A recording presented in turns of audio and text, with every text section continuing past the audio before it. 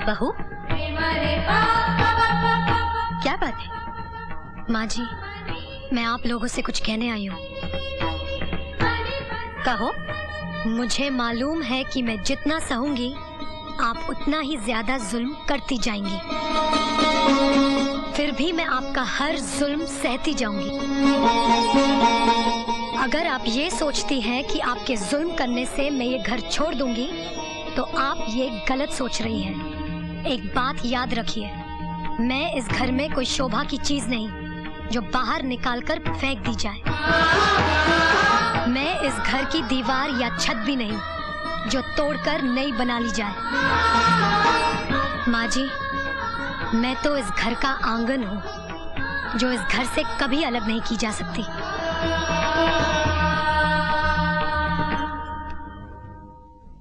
देखा देखा कैसे मुंह पर चोट करके चली गई। सब तुम्हारी वजह से हुआ है।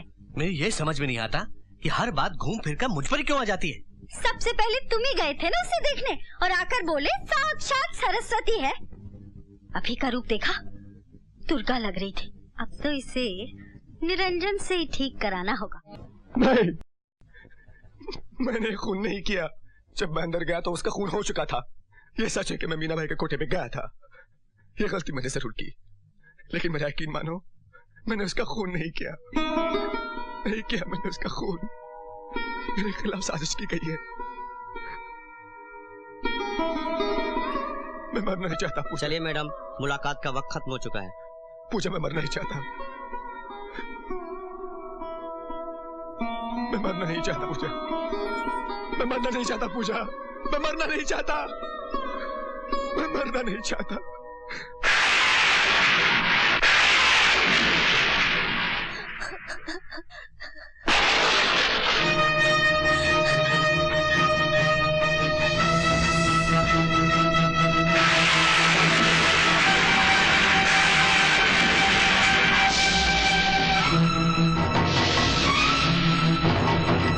मैं चाहूं तो आपके बेटे को फांसी के फंदे से बचा सकता हूं।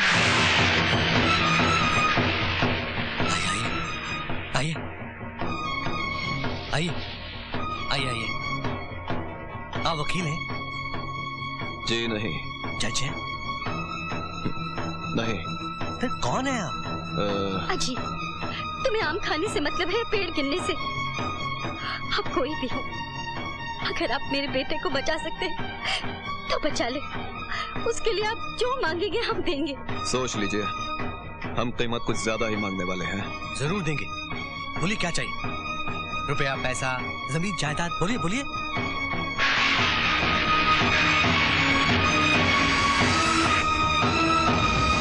मुझे एक रात के लिए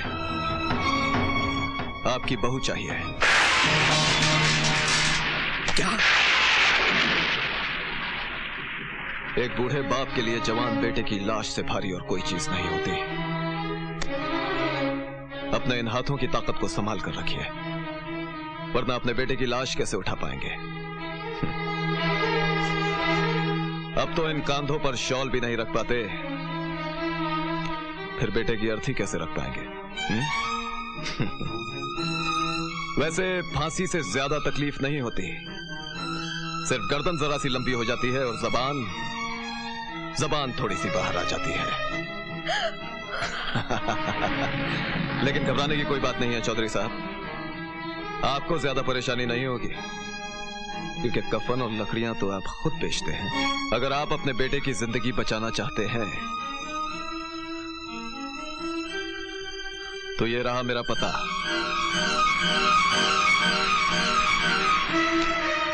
और याद रखिएगा, परसों अदालत का फैसला है और कल की रात हमारे और आपके फैसले की रात होगी।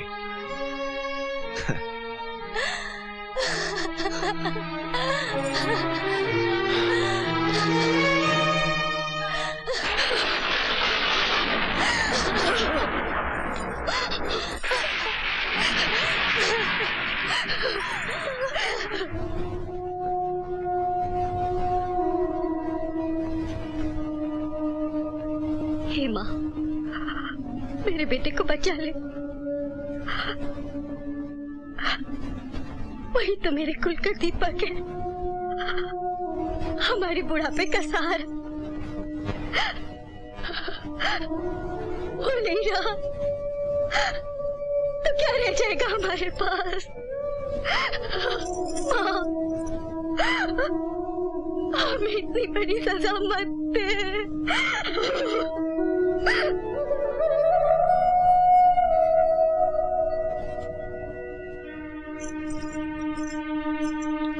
चौधरी जी, आपको पहले से ही ब्लड प्रेशर की बीमारी है, आप जरा ख्याल कीजिए वरना। मर जाऊंगा तो अच्छा ही होगा। मुझसे भी निरंजन की लाश देखी नहीं जाएगी, उससे पहले मैं जहर खा लूंगी।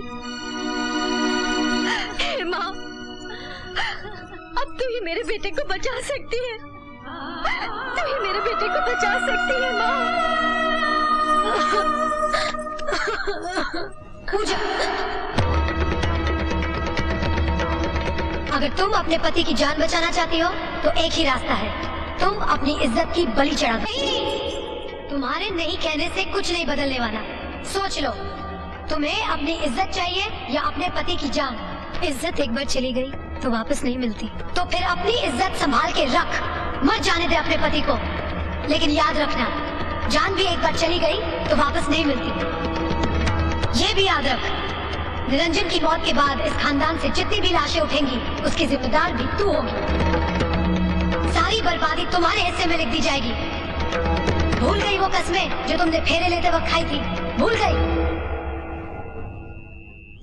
वक्त बहुत कम है, जल्दी फैसला करो तुम्हें क्या चाहिए, इज्जत या सुहाग, इज्जत या सुहाग, इज्जत या सुहाग, इज्जत या सुहाग, इज्जत या सुहाग, इज्जत या सुहाग।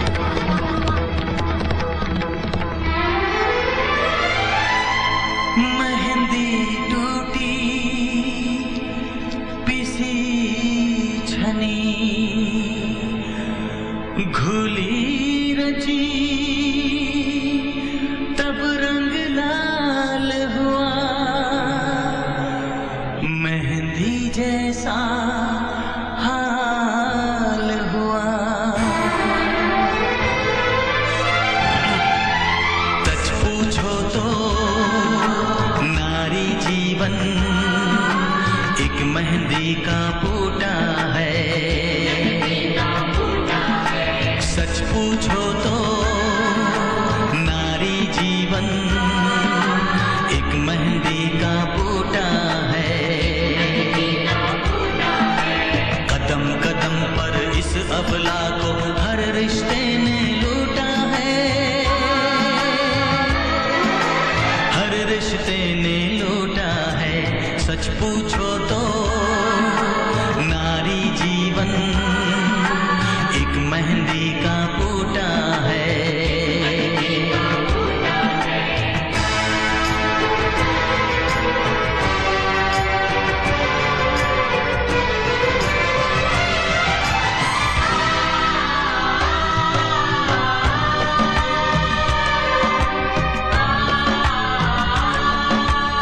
इस तरह क्या देख रहे हो? वो जिस आग में जलने गई है ना, उसी आग में भस्म कर दो। टूट न जाए चूड़ियां इसकी, मांग न सोनी हो जाए। अपना धर्म निभाने को चुपचाप चली है ये हाय। मेहंदी की लाली का नारी कैसा मोल चुकाती है। अपनी अर्थी को जीते जी अपने आप उठाती है। इसका कोई दोष नहीं पर भाग ही इसका फूटा है। कदम कदम पर इस अबला को हर रिश्ते ने लूटा है, हर रिश्ते ने लूटा है। सच पूछो तो नारी जीवन एक मेहंदी का बूटा है।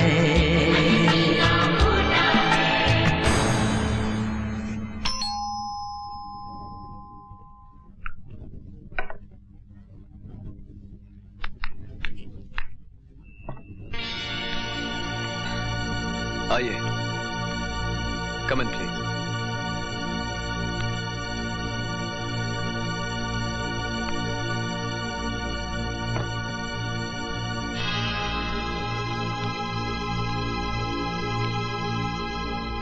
बैठिए।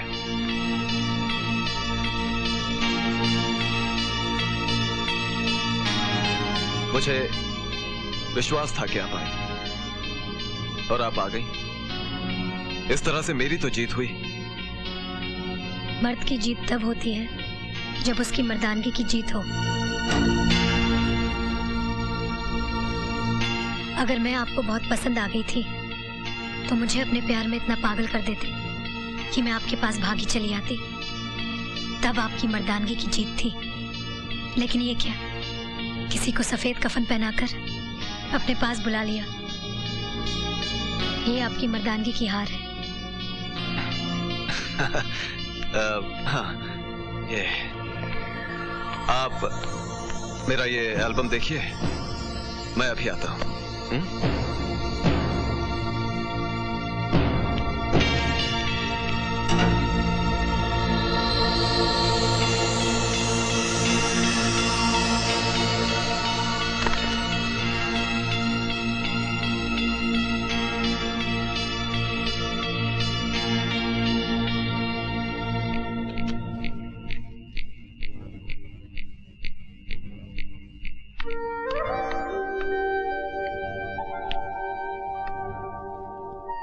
सुनिए,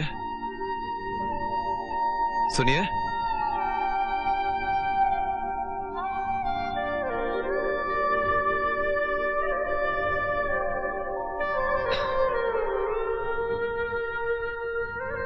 चलिए, बाहर आपका टांगा खड़ा है।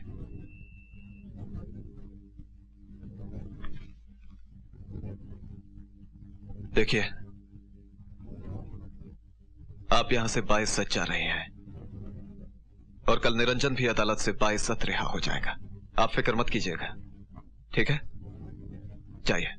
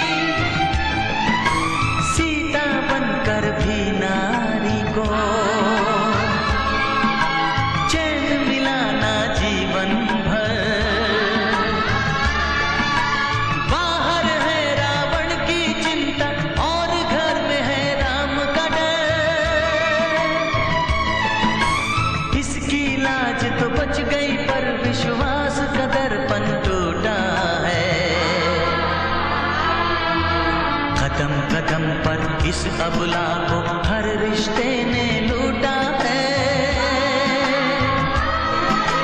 हर रिश्ते ने लूटा है। सच पूछो तो नारी जीवन एक मेहंदी का बूटा है,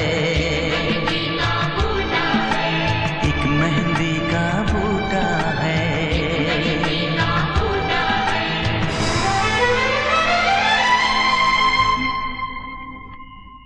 साफ सुथरी लग रही है, नहा धोकर आई होगी।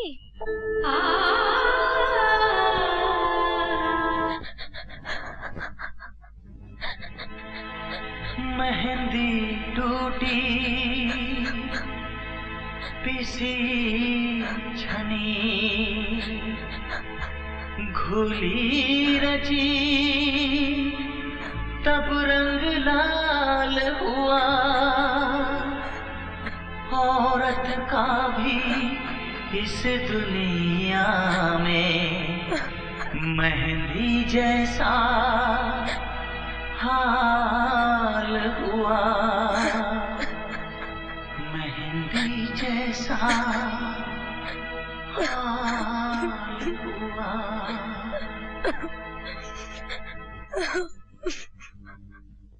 शदीद गवाह और पाए गए सबूतों की रोशनी में यह साबित हो चुका है कि निरंजन चौधरी बेगुनाह है। लिहाजा अदालत उन्हें बाइज्जत रिहा करती है और सितारा पर जोहरा बाई के खून का मुकदमा चलाने का हुक्म देती है।